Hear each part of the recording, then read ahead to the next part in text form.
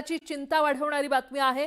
पश्चिम आशियातील तणावाने आता रौद्र रूप धारण केलंय। अमेरिका आणि इस्रायलकडून संयुक्तपणे इराणवर क्षेपणास्त्र हल्ले सुरूच आहेत। इस्रायलकडून पहिल्यांदाच राजधानी तेहरानमधील तेल डेपो आणि रिफायनिंग सुविधांना लक्ष्य करण्यात आलेलं आहे। या भीषण हल्ल्यांमुळे संपूर्ण तेहरान शहरात आगीचे प्रचंड लोळ आणि धुराचे लोळ दिसून आलेत। या तेल डेपोतून चीन आणि इतर देशांनाही पुरवठा केला जात असल्याचं म्हटलं जातंय।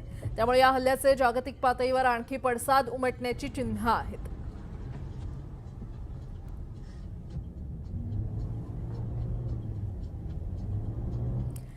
इराण आणि इस्रायल अमेरिका यांच्यातील युद्ध आता अधिक तीव्र झालंय। इस्रायलच्या हल्ल्यांना इराण प्रत्युत्तर देत आहे, तर इराण देखील इस्रायल आणि अमेरिकेला जोरदार उत्तर देत आहे। या हल्ल्यांमध्ये काही ठिकाणी विमानतळ उद्ध्वस्त झालेत, तर काही ठिकाणी तेल कंपन्यांचे गोदाम आगीत जळून खाक झालेले आहेत। हल्ल्यांच्या आवाजामुळे नागरिकांमध्ये भीतीचं वातावरण निर्माण झालंय।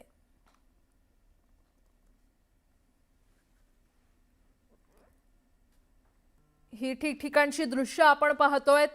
इराण इस्रायल अमेरिकेला कसं खरं तर इराणनं प्रत्युत्तर दिलंय ते या दृश्यांमध्ये पाहायला मिळतंय।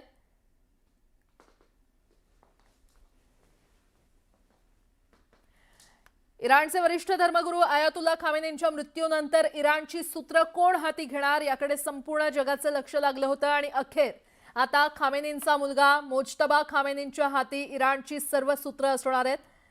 इराणमधील माध्यमांनी या संदर्भात ही माहिती दिलेली आहे। काही मोजक्याच आणि वरिष्ठ धर्मगुरूंनी मोज्तबाच्या नावावर शिक्कामोर्तब केलंय।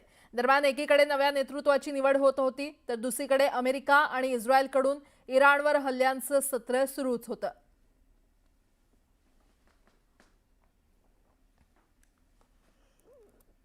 पश्चिम आशियामध्ये युद्धाची आग अजूनही तीव्र होणार आहे, कारण मोज्तबा यांच्या नावाची घोषणा होण्यापूर्वीच अमेरिकेचे राष्ट्रपती डोनाल्ड ट्रम्प यांनी इराणच्या सर्वोच्च नेत्याबाबत मोठं विधान केलंय। इराण ज्या नेत्याची सर्वोच्च नेतेपदी निवड करेल तो नेता माझ्या मंजुरीशिवाय अधिक काळ टिकू शकणार नाही, असा इशारा ट्रम्प यांनी एका मुलाखतीदरम्यान दिलाय।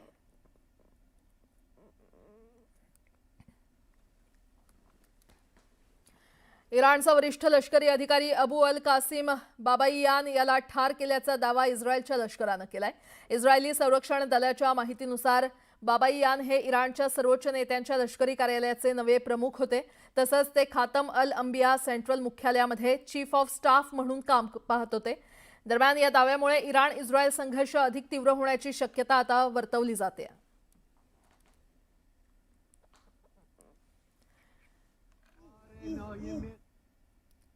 इराणकडून पाठवण्यात आलेला एक यूएव्ही म्हणजेच मानवरहित ड्रोन त्यांच्या लढाऊ विमानाने हवेतच पाडला, असा दावा इस्रायलच्या हवाई दलानं केलेला आहे।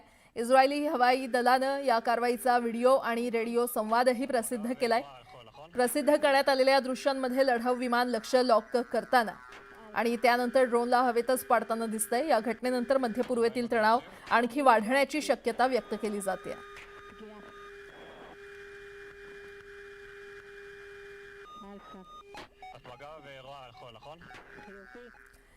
सौदी अरेबियातील अल खज शहरात इराणच्या मिसाईल हल्ल्यात एका भारतीय नागरिकाचा मृत्यू झाल्याची माहिती समोर आली आहे। हा हल्ला रियादच्या दक्षिणेला असलेल्या परिसरात झालेला आहे। इराणकडून डागण्यात आलेली मिसाईल एका सॅनिटेशन सुविधेवर कोसळली आणि त्याच्या शेजारी असलेल्या निवासी भागालाही थेट फटका बसला। या स्फोटामुळे परिसरात मोठं नुकसान झालं असून काही जण जखमी झाल्याची ही माहिती आहे। मृत भारतीयाची ओळख अद्याप अधिकृतपणे जाहीर करण्यात आलेली नाही।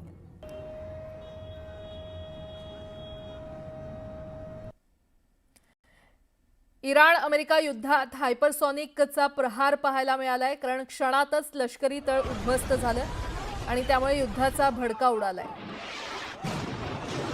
गेल्या 1 तासापूर्वी इराण आणि अमेरिका इस्रायल दरम्यान सुरू असलेल्या युद्धात सर्वात आधुनिक आणि विनाशकारी हायपरसॉनिक क्षेपणास्त्रांचा वापर करण्यात आलेला आहे। या वेगवान हल्ल्यामुळे इराणमधील काही अत्यंत सुरक्षित मानले जाणारे लष्करी तळ आणि कमांड सेंटर्स क्षणात जमीनदोस्त झाल्याची माहिती समोर येते।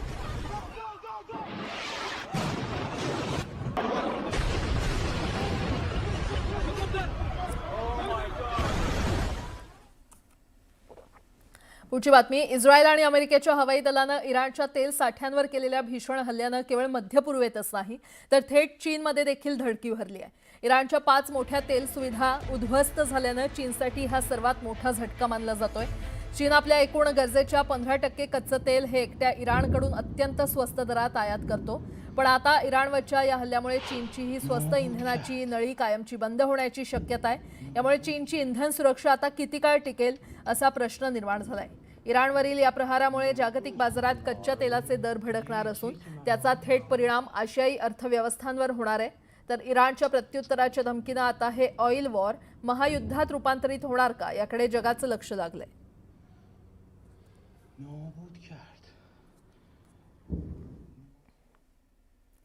अमेरिकेवरील हल्ले सहन करणार नाही, एकेकाला शोधून शोधून मारणार अशा कडक शब्दात अमेरिकेनं इराणसह शत्रू राष्ट्रांना इशारा दिलाय. या कारवाईसाठी माफी देखील मागणार नाही असंही अमेरिकेनं म्हटलंय.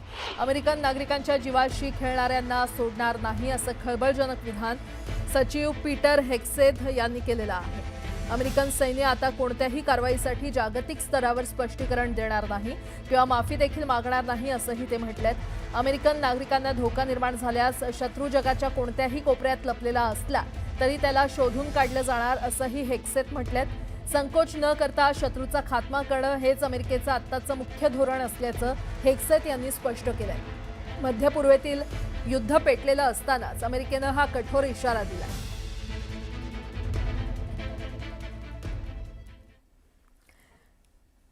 इस्रायल, अमेरिका आणि इराणमधील युद्धात दोन्ही बाजूंकडून एकमेकांवर हल्ले केले जात आहेत आणि अशातच इस्रायल आणि अमेरिकेनं इराणच्या तेहरानसह इतर शहरांवर केलेल्या हल्ल्यांमुळे या शहरात आता मोठं नुकसान झालेलं आहे आणि अशातच पायाभूत आस्थापनांना अमेरिकेकडून लक्ष्य केलं जात असल्याचा आरोप इराणनं केलाय.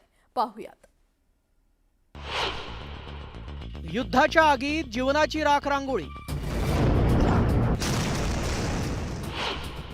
इराणच्या अनेक शहरात पाणी विजेचं संकट. युद्धामुळे इराणमध्ये हाहाकार. इस्रायल, अमेरिका आणि इराणमधील युद्धाची आग आता वेगानं पसरू लागली आहे. या युद्धात सर्वसामान्य माणूसच भरडला जात असल्याचं समोर आलंय. अमेरिका आणि इस्रायलच्या हल्ल्यात इराणमधील 1484 नागरिकांचा मृत्यू झालाय. जवळपास 1300 पेक्षा जास्त हल्ल्यानं इराणच्या अनेक शहरांना हादरे बसले. या युद्धाची सगळ्यात जास्त झळ ही सर्वसामान्यांना बसते.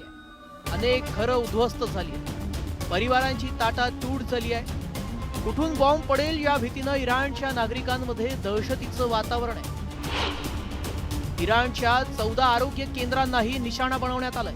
रुग्णालय आणि आरोग्य केंद्रांना लक्ष्य केल्यामुळं जखमी आणि आजारी असलेल्या नागरिकांना उपचारासाठी अनेक अडचणींना सामोरं जावं लागतं.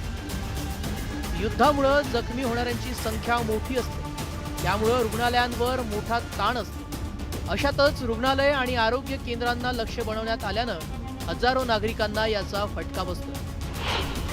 इराणच्या अनेक भागातील पाणी आणि विद्युत पुरवठा ठप्प झाल्याची माहिती समोर येते.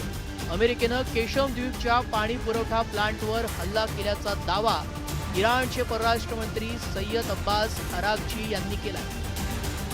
यामुळे 30 गावांचा पाणी पुरवठा ठप्प झालाय. याचे गंभीर परिणाम अमेरिकेला भोगावे लागतील असा इशारा त्यांनी दिलाय.